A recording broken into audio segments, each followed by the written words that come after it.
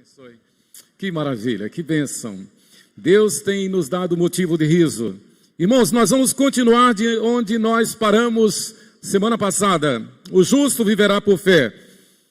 Esse foi o texto que o Espírito Santo iluminou ao monge, ao frei, ao doutor da igreja, reverendo Martinho Lutero. A Bíblia era guardada no lugar sempre, todo o período da Idade Média, e durante muito tempo depois, a Bíblia era trancafiada a 7 chaves, como se diz. E muitos líderes da igreja diziam que aquele lugar era como se fosse um inferninho. Pasmem, mas é verdade. Muitos líderes e doutores da igreja na Idade Média diziam que não se devia estudar o hebraico nem o grego para não se ter conhecimento do texto sagrado, porque isso era perigoso. Eu creio que alguns aqui lembram que as missas eram celebradas em latim. Eu alcancei. As missas eram celebradas em latim aqui na igreja Nossa Senhora de Lourdes, na Praça Dom José Tomás, no Siqueira Campos. Foi depois do Papa Paulo VI, do Papa João XXIII, do Concílio Vaticano II, que a Igreja Católica, vendo que estava perdendo muito, e resolveu então fazer as missas na língua do povo. Muito bem, Lutero então, quando deparou-se com o texto sagrado, e ele leu justamente o justo viverá por fé, literalmente uma luz brilhou na vida de Martinho Lutero. Martinho Lutero bebeu então do apóstolo Paulo esse versículo, Romanos capítulo 1, versículo 17. Visto que a justiça de Deus se revela no Evangelho, de fé em fé, como está escrito, o justo viverá por fé. Na verdade, esse texto é de Abacuque. Abacuque foi quem falou a primeira vez. E aí, Paulo toma esse texto e faz desse texto a base de toda a teologia neotestamentária. A base. Paulo escreve essa carta à igreja em Roma, a principal, a maior igreja então, porque ele contava de passar por Roma, indo à Espanha para expandir a obra missionária. E ele escreve então essa carta à igreja mais importante do primeiro século e durante muitos séculos depois, para edificar a igreja, conscientizando a igreja da missão primordial da igreja. A missão primordial da igreja é viver pela fé. Estamos passando dias dos mais difíceis. A educação está toda contaminada pelo império do mal. A proliferação do erro. A política da inversão de valores, da destruição de famílias. O que a gente podia pensar algum tempo atrás que fosse piada, hoje é realidade, é lei. Banheiros públicos mistos, onde pode entrar homem e mulher, a partir da infância. Banheiros em colégios, em que pode entrar uma menina e um menino. Eu não sei quantos viram, mas circulando aí pela internet, aquela menina que entrou num banheiro feminino e lá dentro ela deparou-se com um travesti. E ela reclamou, ela disse, esse banheiro é feminino. O travesti não pensou 2 vezes.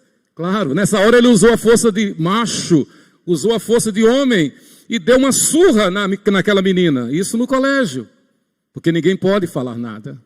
Irmão, se nós nos calarmos, as pedras vão clamar. A igreja não pode ser cúmplice do mal. Há uma política terrível de lavagem cerebral, incutindo na mente desde a infância e até o ensino universitário, tentando destruir a moral judaico-cristã. Destruir a família, inverter os valores, praticar a torpeza, praticar a abominação, retirar Deus do cenário, retirar a Bíblia, até de biblioteca. Que loucura! O STF aprovando uma lei proibindo a Bíblia em biblioteca. Não é fake, não. Não é fake, é realidade. Mais do que nunca a igreja é exortada a viver pela fé. Eu continuo como Calvino, como Simon, como o reverendo Neemias. O que fez, na verdade, a reforma prosperar foi justamente que, junto com a Bíblia, junto com o ensino bíblico, veio também o ensino secular fundamentado na Bíblia. Daí que Calvino teve a ideia de fundar a Academia de Genebra. E daí que os sucessores, onde chegavam, eles organizavam uma igreja, construíam um templo e ao lado construíam um colégio. Foi assim que Simonton chegou ao Brasil. E então eu reitero, continuo com o mesmo sonho de Calvino, que se tornou realidade, de Simonton, do reverendo Neemias, que o seu sonho é termos um colégio presbiteriano aqui neste lugar. E isso é possível, irmãos. Nós não podemos ficar tranquilos quando vemos nossos filhos, nossas crianças, nossos netos expostos a uma educação contrária à palavra de Deus, uma educação contra Deus, quando nós podemos dar o melhor para as nossas crianças. Então eu quero conclamar a igreja pela fé, a investirmos na educação, como tem feito o Colégio Americano Batista, como tem feito o Colégio Presbiteriano Agnes Erskine em Recife, e tantos colégios evangélicos, colégios confessionais, como tão bem fez o Colégio Presbiteriano Gênesis, aqui na rua São Cristóvão, e que acabou aquele colégio. Nós precisamos, pela fé, não apenas a fé salvadora, mas a fé prática, a fé naquilo que nós cremos, naquilo que nós queremos o melhor para os nossos filhos. E eu faço um parênteses aqui, eu exorto aos pais, exorto aos avós, exorto aos responsáveis, preste atenção no que as nossas crianças estão aprendendo na escola. Preste atenção no que as nossas crianças estão ouvindo na escola. Porque eles estão passando uma ideia totalmente contrária a Deus, contrária à palavra de Deus. Deus criou o universo, do nada Deus criou o universo. Deus formou o macho e a fêmea, o homem e a mulher. Deus instituiu o casamento. A Bíblia é a nossa única regra de fé e de prática. O reverendo Guilherme Orr, ele disse: Romanos é o coração e a alma da revelação de Deus ao povo eleito. Todo o conjunto de verdade da redenção, chamado na Escritura de o Evangelho, está aqui detalhado. É a mais completa história dos méritos da morte e ressurreição de Cristo que nós encontramos em Romanos. O apóstolo Paulo então escreveu para deixar bem claro que o único meio de salvação e de modus vivendi, de estilo de vida, é viver pela fé. E a fé não compactua com o erro, absolutamente. A fé salvadora não compactua com o secularismo, não compactua com a possibilidade de uma solução humana, não compactua com a possibilidade, com a heresia de que há salvação pela caridade, há salvação pela caridade, há salvação pelas obras. Não, a salvação é única e exclusivamente pelos méritos de nosso Senhor e Salvador Jesus Cristo e pela graça mediante a fé, somente. E as obras que agradam a Deus são consequência de uma vida de fé, de submissão ao Senhor Jesus Cristo, como seu único Senhor e suficiente Salvador. Então, obras que não glorifiquem ao Senhor Jesus, para Deus não vale nada, tem que glorificar Jesus. Nós vimos semana passada aqui um dos pontos capitais dos 5 solas do pensamento reformado, da igreja fiel, da igreja evangélica, é que glória somente a Deus. Glória deve ser dada somente a Deus. Então, quer seja o que for que façamos, a caridade que fizermos tem que ser única e exclusivamente para a glória de Deus. E não como meio de salvação, porque isso aí seria barganha, isso aí seria uma quermesse, seria uma indulgência. Deus não admite isto. Queridos, a partir daí eu quero então concluir esse raciocínio da semana passada, aplicando que o justo viverá por fé. Em primeiro lugar, a fé é o elo entre o crente e Cristo. O que nos prende a Cristo não é o ser membro da igreja local. O que nos prende a Cristo não é o fato de que nós recebemos uma bênção, recebemos um milagre, recebemos uma cura. Não, o que nos prende a Cristo é a fé. E nós sabemos que a fé é a certeza de coisas que se esperam, a convicção de fatos que se não veem.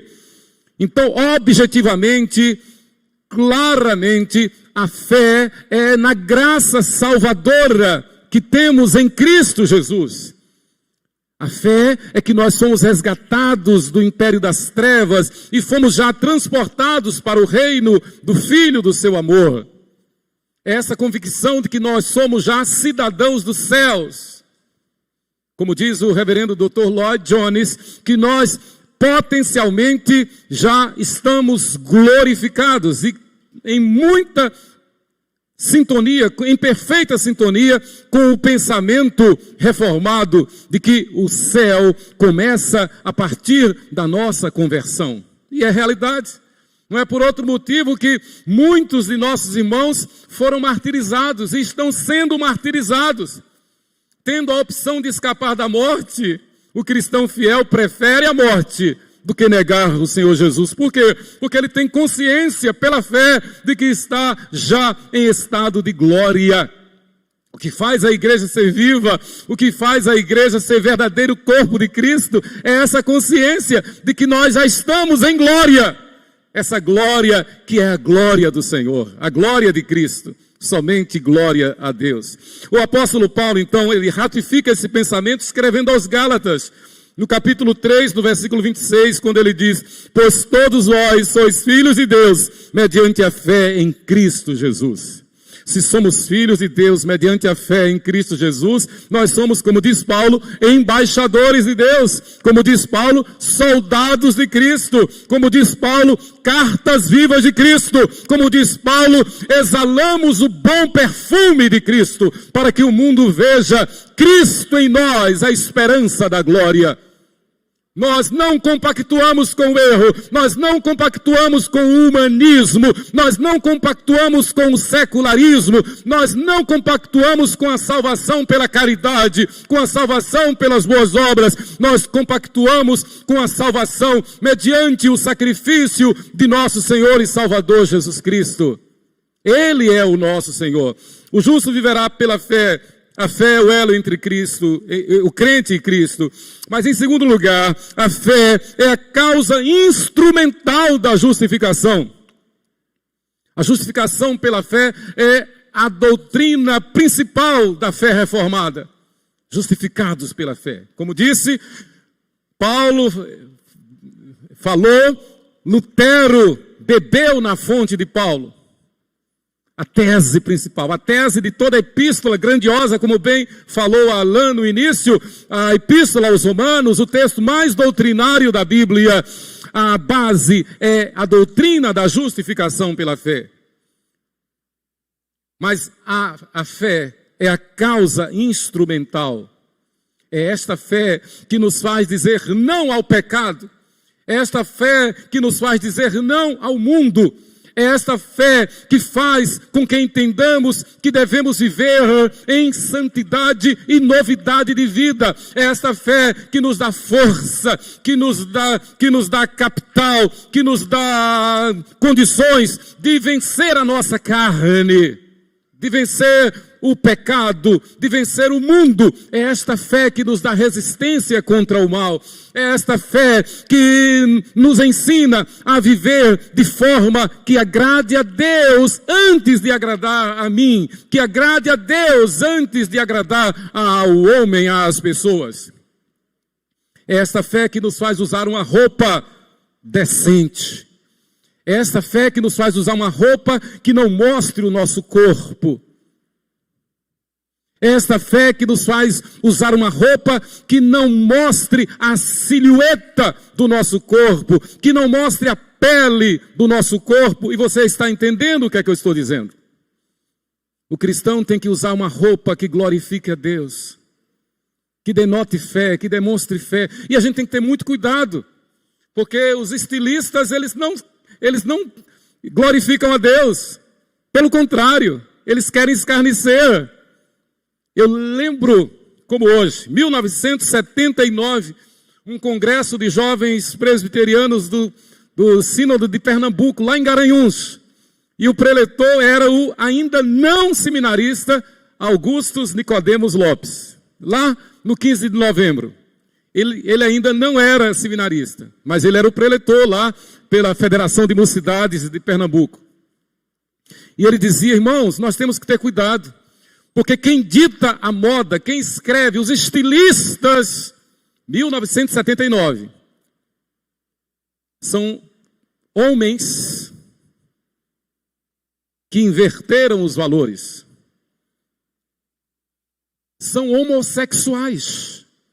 E eles escrevem a moda, eles desenham a moda, porque eles querem ver as mulheres usando aquilo que eles gostariam de ser.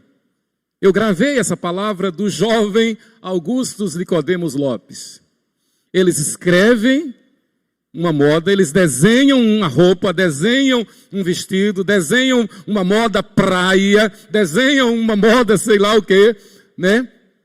Para que eles se vejam como homossexuais na vida daquela mulher que está usando. Porque é o máximo, é a glória para eles. Pensem nisso.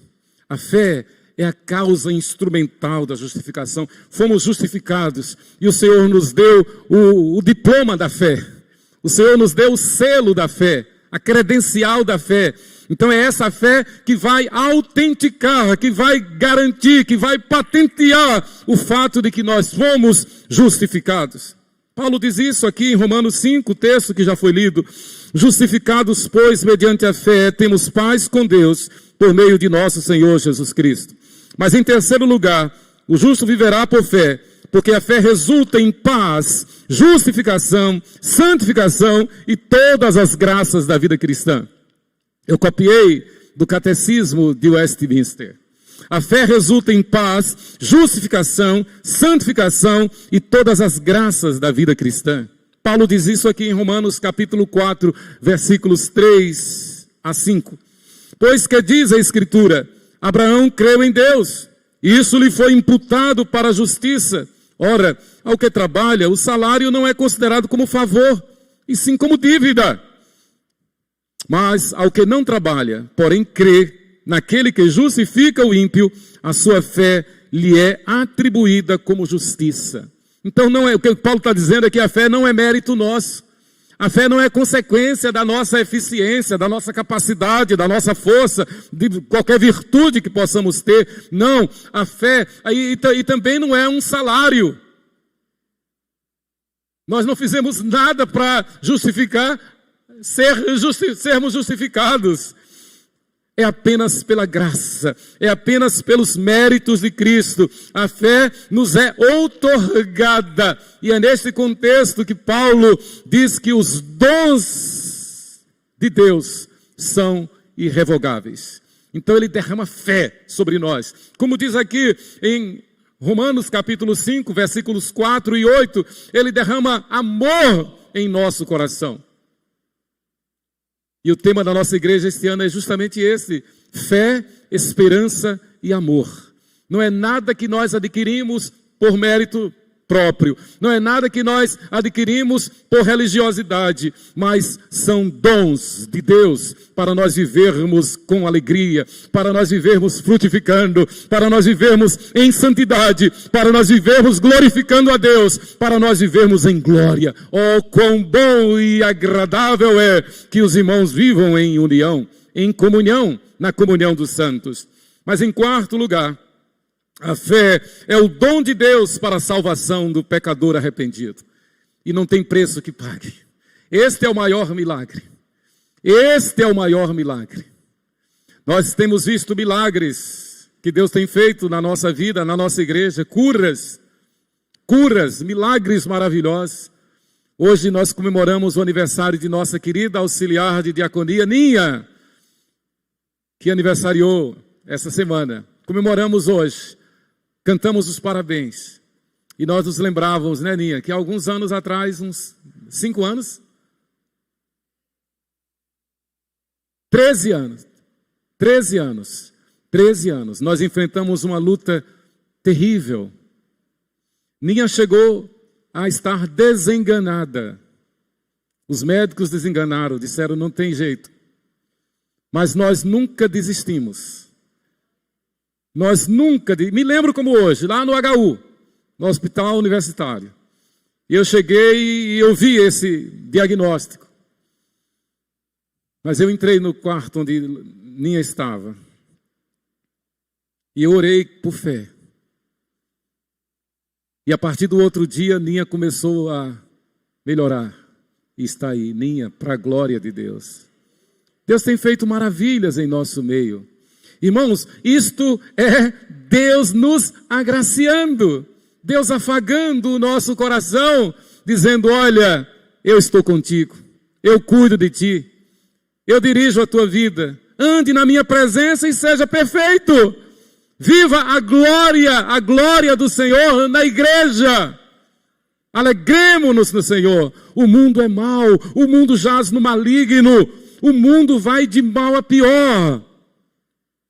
A nossa esperança está em Deus somente. E o estilo de vida que Deus quer que tenhamos não é o que o mundo diz, não é o que a mídia diz, não é o que os pseudo-intelectuais dizem. O estilo de vida que Deus quer que tenhamos é o estilo de vida da fé na igreja, pela igreja e para a glória de Deus. A fé é o dom de Deus para a salvação do pecador arrependido. Paulo diz isso lá em Atos 16, 30 a 31, ou melhor, está escrito. Senhores, foi o carcereiro de Filipos que diante daquele retumbante milagre, daquele portento, daquele livramento, quando ele pensou que a única opção para ele seria o suicídio, porque ele como responsável daquela cadeia, estava vendo os presos na possibilidade de fugir e a sentença para ele era de morte. Então Paulo diz, não faça isto, porque todos aqui estamos, ninguém vai fugir. Olha a autoridade de Paulo. Ele não conhecia os demais presos. Ele era um preso injusto. Os outros eram presos condenados justamente. Mas Paulo e Silas falam em nome de todos daquele presídio. Ninguém vai fugir.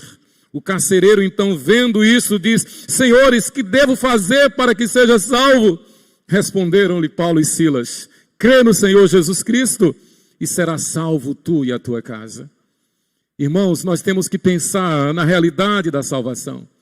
A pior coisa, incomparavelmente a pior coisa, é saber que vidas estão passando para a eternidade sem a salvação. É saber que gente que anda com a gente, vai passar para a eternidade sem a certeza da salvação. Sem o testemunho do salvo. Sem a fé salvadora. Porque a fé meramente religiosa não é a fé salvadora. O que vai garantir a salvação, a vida eterna, é honrar a fé salvadora que o Senhor nos deu. Eu quero concluir dizendo que foram as palavras de Paulo em Romanos 1,17, citadas por Abacuque, que despertaram Martinho Lutero para o chamado divino de proclamar a reforma protestante do século XVI. O justo viverá pela fé. E pela fé pautou a sua vida desde os 22 anos de idade, quando então Martinho Lutero teve um encontro real com o nosso Senhor Jesus Cristo. Um encontro semelhante ao que tivera Saulo de Tarso lá no caminho de Damasco. Pela fé, Martinho Lutero viveu dos 22 aos 63 anos, quando então faleceu em 1546. Em um dos seus últimos sermões, Martinho Lutero, poucos dias antes de sua morte, ele pregou, dizendo, abre teus olhos e olha a tua vida, e a vida de todos os cristãos, particularmente o estado espiritual, e verás que fé, esperança e amor, foi Lutero quem falou isso, e verás que fé, esperança e amor estão morrendo. Então verás a necessidade de orar por todo mundo, toda hora, sem cessar, com lágrimas de sangue. Em O Legado de Lutero, da editora Fiel, 2017. Que palavra! Lá no século XVII, 504 anos, século XVI, 504 anos atrás, Lutero diz: abre teus olhos e olha a tua vida e a vida de todos os cristãos, particularmente o estado espiritual, e verás que fé, esperança e amor estão morrendo. Então verás a necessidade de orar por todo mundo, toda hora, sem cessar, com lágrimas de sangue. O que na verdade Lutero está dizendo é que desejemos a santificação. Lembremos-nos que fomos justificados pela fé e tenhamos uma vida santa, de tal forma que as pessoas possam olhar para nós e ver Cristo em nós. Que nós chamemos a atenção não para o nosso corpo, que nós chamemos a atenção não para os nossos conceitos e preconceitos, mas que nós, naturalmente, chamemos a atenção para o nosso Redentor Jesus Cristo. Que Deus nos abençoe. Amém.